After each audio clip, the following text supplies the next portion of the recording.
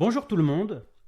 L'objectif de cette vidéo aujourd'hui est de parler du concept de Application Default Credential sur Google Cloud Platform. En fait, j'ai souhaité parler de ça et montrer cette approche qui permet d'être authentifié de façon plus sécure sur Google Cloud. Parce qu'en fait, la plupart du temps, on va devoir tester des éléments depuis notre machine locale et depuis notre session shell. Si par exemple, je veux tester l'exécution d'un job Dataflow ou d'un service Cloud Run ou par exemple d'une Cloud Function depuis ma machine locale, je vais avoir besoin d'authentifier ma session gCloud et le fait d'utiliser la CLI de gCloud. Je vais avoir besoin d'être authentifié sur Google Cloud à ce moment-là.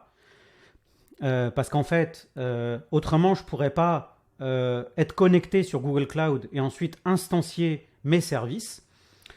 Et dans ce cas-là, de façon traditionnelle, sur Google Cloud, on utilise des services à compte. Et à partir de ces services à compte, on va télécharger ce qu'on appelle des token keys à longue durée de vie.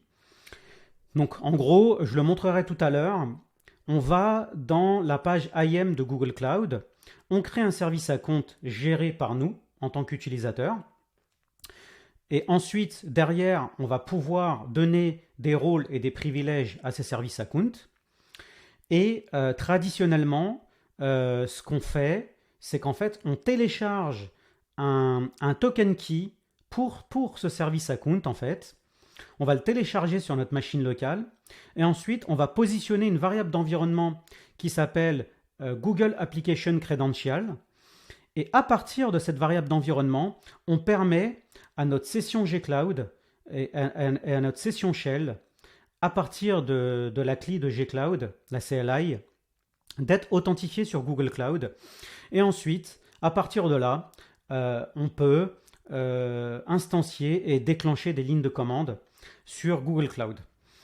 Le problème de cette approche-là, en fait, c'est que le fait de télécharger des tokens à longue durée de vie, ça nous force à les manager et ensuite à gérer de la rotation.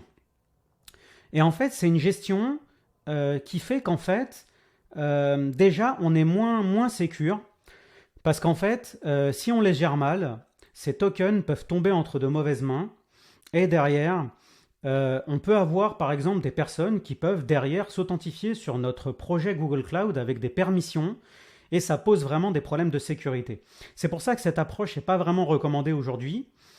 On essaye au minimum d'utiliser des token keys pour des services à compte. Et traditionnellement également, dans des équipes de développement sur le cloud, ce qu'on faisait, c'est qu'on faisait des stratégies de génération de tokens. Et en fait, on pouvait les délivrer à des équipes qui pouvaient ensuite faire leurs tests en local. Là, de nouveau, ça pose des problèmes de sécurité parce qu'il faut manager les clés. Et en fait, avec ADC, on va pouvoir éviter de télécharger des tokens à longue durée de vie. Et en fait, on va pouvoir, avec cette technique, s'authentifier depuis notre session Shell et gCloud avec notre user en cours. Et moi, par exemple, j'ai un user qui s'appelle mtosun@groupbiz.fr. Et c'est plus facile, en fait, si une personne quitte l'entreprise, par exemple, d'enlever des rôles ou même de supprimer un user de notre projet GCP. Là, ça se fait en un clic. Alors que par contre, si on a généré des token keys et on a fait une stratégie autour de ça, c'est un peu plus dur parce que derrière, il va falloir gérer de la rotation et gérer un cycle de vie pour nos tokens. Donc en fait, là aujourd'hui, cette technique, ça va être essentiellement de montrer comment utiliser Google Application Default Credential, ADC, depuis notre session Shell pour éviter justement de télécharger des tokens à longue durée de vie avec des services à compte. Alors, quelques mots à propos de moi. Donc je m'appelle Mazloum Tosun et je suis Google Developer Expert sur Google Cloud et je suis aussi Head of Data and Cloud chez GroupBiz, qui est un groupement de freelance tech en France. Vous pouvez également souscrire à la chaîne ça nous boosterait et franchement, ça nous permettrait ça permettrait de valoriser notre travail, le travail qu'on fait pour la communauté Google Cloud. Donc n'hésitez pas à vous abonner à la chaîne en cliquant sur la cloche. Vous pouvez également me suivre sur les réseaux sociaux comme X Twitter ou LinkedIn par exemple. Ici, j'ai proposé un petit schéma pour expliquer un petit peu ce qu'on va dérouler dans la vidéo. Donc en fait, on est authentifié, on va aller sur notre session shell en fait. Et dans cette session shell, en amont, on a installé le gCloud SDK. Voilà. Donc c'est la CLI qui permet de lancer des lignes de commande avec gCloud. Et ensuite, avec gCloud, on peut faire à peu près tout ce qu'on veut sur GCP. On peut créer des ressources, on peut créer des ressources d'infrastructure, on peut également déployer des éléments. Et c'est ce qu'on va montrer ici en fait.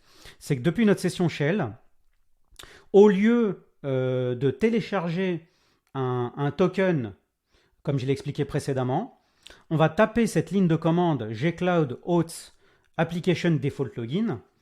Et en fait, cette commande, ce qu'elle va faire avec ADC, ça va ouvrir un navigateur web. Et ensuite, on va pouvoir s'authentifier dans ce navigateur avec notre user GCP en cours, mtosun@groupbis.fr par exemple.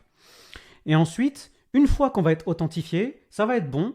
Notre gCloud CLI et notre session shell en cours va être authentifié dans Google Cloud. Et ce que ça va faire, c'est que ça va générer un fichier JSON dans un chemin connu. Et ce chemin connu, par exemple, sur un Linux ou un Mac, ça va être dans mon home en cours, dans mon Masloom, en gros. Je vais avoir ce chemin avec un /config, /gcloud et un /application default credential.json. Donc en fait, ça, c'est un fichier de credential. C'est un truc qui est valable un moment, tout simplement. C'est un truc qui n'est pas valable tout le temps. Et en fait, ça va nous forcer à refaire une authentification avec ADC au moment où on aura besoin de réexécuter d'autres commandes après. Et avec cette technique, ce qui est intéressant, c'est que derrière, tous les clients GCP, les API REST GCP ou même d'autres éléments qui utilisent les librairies standards d'authentification de GCP, et en fait, tout ça supporte en fait l'utilisation de ADC. Et en fait, grâce à ça, une fois qu'on va générer ce fichier dans ce chemin connu, derrière, ça va être très bien parce que on est authentifié et derrière, qu'on tape des commandes gcloud ou qu'on exécute, je sais pas, des lignes de commande avec Maven, en l'occurrence ici avec Dataflow, ou même des clients, si on utilise des clients GCP directement dans notre code, un client Python ou un client Go, ces éléments seront authentifiés sur Google Cloud et on n'aura pas besoin de télécharger de token key, et ça c'est vraiment très intéressant. Donc on évite des gestions et des téléchargements de clés. Donc là ce que je vais faire, c'est que je vais sortir des slides. Je vais aller 2 minutes ici. Alors en fait, pour illustrer un peu ce cas d'utilisation, on va le montrer avec l'exécution et le déploiement d'un job Dataflow. Donc là, en l'occurrence, on le fait avec Dataflow, mais le principe est le même si on avait utilisé par exemple une Cloud Function, un service Cloud Run ou n'importe quel service de GCP. Donc en fait, là, on a cette ligne de commande Maven ici qui va permettre d'instancier notre job Beam avec le runner Dataflow. Et pour pouvoir exécuter cette ligne de commande, je vais avoir besoin que mon gCloud CLI et ma session shell surtout soient authentifiés sur Google Cloud. Donc en fait, ici, ce que je vais faire, c'est que je vais unset la Google Application Credential. Donc je peux vous montrer qu'en fait, cette variable, elle n'est pas setée ici. Voilà. Par contre, oui, en amont, ce que j'ai fait, c'est que je me suis authentifié. Alors, gcloud auth application login revoke. Alors, en fait, là, ce que je vais faire, c'est que comme j'étais authentifié, je m'étais authentifié précédemment avec ADC, là, ce que je fais, c'est que je révoque cette authentification pour vous montrer qu'en fait, Si par défaut, j'exécute cette ligne de commande avec Maven, mon job Dataflow ne va pas pouvoir s'instancier parce qu'en fait, il va m'indiquer que je ne suis pas authentifié, que ma session shell n'est pas authentifiée. Donc là, j'exécute ma ligne de commande Maven. Ça va prendre quelques secondes. Et en fait, ça va m'afficher normalement que je ne suis pas authentifié sur Google Cloud et ça va m'indiquer une erreur. Donc voilà. Donc là, on a le comportement attendu. Donc là, ça nous dit que ça ne peut pas récupérer le default credential. Et qu'en fait, en gros, je ne suis pas authentifié, quoi. Donc normalement, bon, je réexécute pour voir hein, ce que ça dit. Mais en tout cas, là, pour le moment, on ne peut pas exécuter notre job. Ensuite, je vais montrer rapidement de façon traditionnelle comment on faisait. Donc voilà, donc ça me répète qu'effectivement, je ne suis pas authentifié. Donc là, j'ai le comportement vraiment attendu.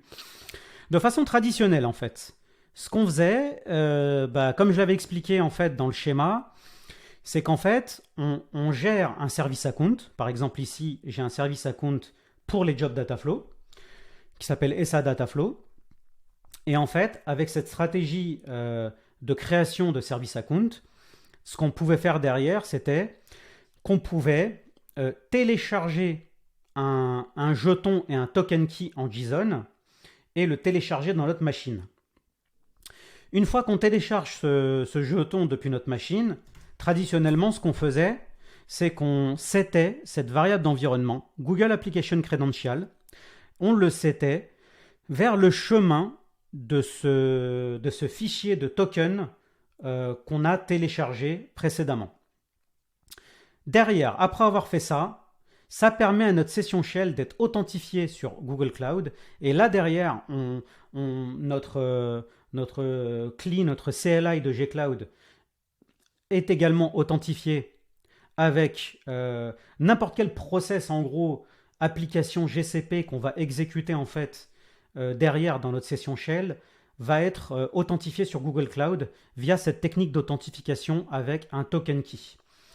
Comme je l'ai expliqué, cette façon n'est pas sécuritaire et dans ce cas-là, on évite de le faire et ce que je vais faire plutôt à la place, c'est que je vais taper cette ligne de commande application default login et en fait, ce que ça fait, c'est que ça va m'ouvrir ce navigateur. Je vais sélectionner le user avec lequel je veux m'authentifier sur GCP. Je clique, je fais Allow. Et en fait, derrière, c'est bon. Je suis authentifié. Donc, ma session shell ici est authentifiée sur Google Cloud. Donc là, mon Gcloud CLI, si je vais taper des lignes de commande avec Gcloud, et même les applications que je vais instancier depuis ma session shell vont détecter en fait que j'ai ce fichier Application Default Credential JSON dans ce chemin connu et en fait ça va fonctionner. Donc là ce que je vais faire c'est que je vais retaper ma ligne de commande Maven ici et cette fois-ci l'instanciation du job Dataflow devrait se faire sans problème et sans erreur. Donc là on va attendre quelques secondes que l'instanciation se fasse. Et ensuite, on va aller dans le menu Dataflow pour vérifier que notre job a bien été instancié. Donc là, on voit que l'authentification se fait bien. Je n'ai pas l'erreur de tout à l'heure. Donc on voit que mon job Dataflow s'instancie. Donc parfait. On n'a pas eu besoin de token key. Et avec ADC, on s'est authentifié dans notre session shell. On a pu exécuter et instancier notre job Dataflow. Donc c'est parfait. J'arrive sur cet écran. Je fais un refresh. Et là, je vois que j'ai un job Dataflow qui est en cours d'exécution. Parfait. J'accède à ce job-là et je vois qu'il est en cours d'exécution. Donc ça a fonctionné comme attendu, sans téléchargement de token. Donc là, c'est très bien. Ensuite, pour gagner du temps, on va donner quelques éléments d'explication pour ADC. La documentation officielle est très claire là-dessus. Par défaut, les clients GCP et en fait, le Gcloud CLI et autres supportent ADC. Et par défaut, il va y avoir un ordre de priorité. ADC va d'abord vérifier si la variable d'environnement Google Application Credential est positionnée. Ça va être le premier step. Donc de façon prioritaire, c'est ça qui va être vérifié en premier. Ensuite, ADC va vérifier si on a générer le fichier application default credential dans le chemin connu depuis mon home. Ce que j'ai montré tout à l'heure avec le /config /gcloud /config /application default credential.json. Donc ça, c'est la seconde priorité. Ensuite, si les deux éléments précédents n'ont pas été positionnés, il y a un élément qui est vraiment intéressant avec GCP, c'est que chaque VM dans Google Cloud utilise ce qu'on appelle du metadata, de la métadonnée. Donc chaque VM stocke de la métadonnée. Donc elle stocke ça dans un serveur pour la VM, en fait. Et en fait, en production, la plupart du temps, ce qui va être recommandé, ça va être d'utiliser des services à compte. Mais quand je dis service à compte, je ne parle pas de token key, je parle vraiment juste de la création du service à compte. Par exemple ici, comme je l'ai montré précédemment, par exemple, je vais pouvoir créer un service à compte, lui donner les rôles et les permissions nécessaires pour tous mes jobs Dataflow, par exemple. Et en fait, ce qui va être bien là, en production, la plupart du temps, je vais donner ce service à compte-là à mes jobs Dataflow. Parce qu'en fait, si je ne fais pas ça, par défaut, mes jobs Dataflow, par exemple, vont utiliser un service à compte par défaut pour Compute Engine. Et ça, ce n'est pas vraiment une bonne pratique parce que les services à compte par défaut ont trop de privilèges. Et ça ne suit pas le principe du list privilège. On n'est pas sécuritaire à ce moment-là. Donc, ce qu'on va faire, c'est qu'on va gérer nous-mêmes des services à compte. Donc, c'est des services à compte gérés par les utilisateurs du projet. On va pouvoir les automatiser avec Terraform ou autre. Et en fait, derrière, une fois qu'on a créé ce service à compte, on ne va pas télécharger de token key, mais on va utiliser ces services à compte et on va les donner à notre contexte en production.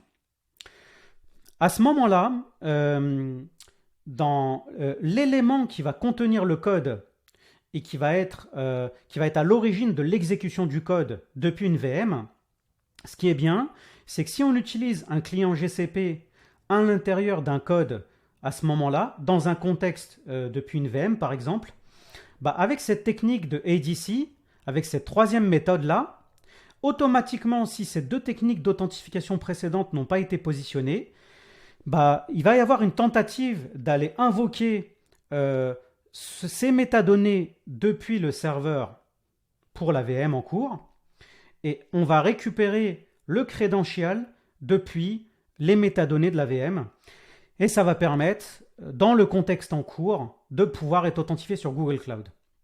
Donc ça, c'est vraiment très bien, parce que, encore une fois, ça évite de télécharger des token keys, et dans le contexte d'exécution et du runner, on va pouvoir récupérer, depuis les métadonnées, les credentials en cours.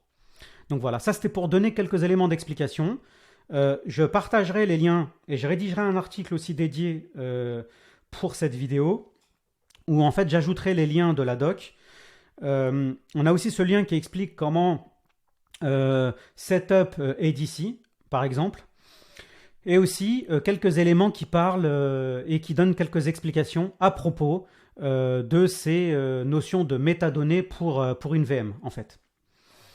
Donc voilà, on a donné ces explications et je pense que notre job est terminé. Donc là, on a démontré que on peut, depuis notre session shell locale, exécuter des process GCP sans avoir de token key avec ADC.